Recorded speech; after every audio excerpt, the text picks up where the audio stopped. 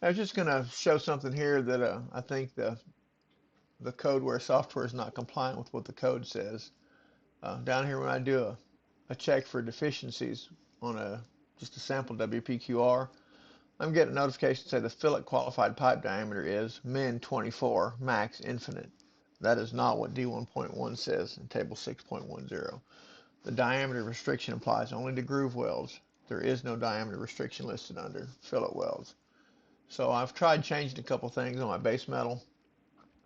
Down here where I put it, I can put 0 to no max, 0 to no max, and it will show up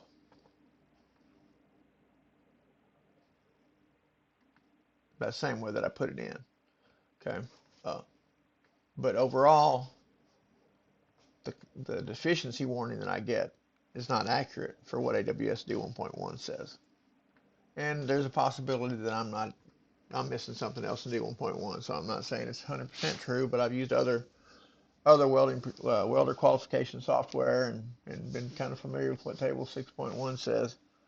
And boy, have I messed up a lot of welder qualification records if I've messed this one up. But there is no diameter restriction on fillet welds that I can find in D1.1.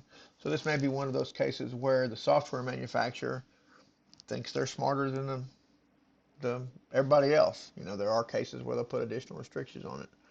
So I just want to throw that out there.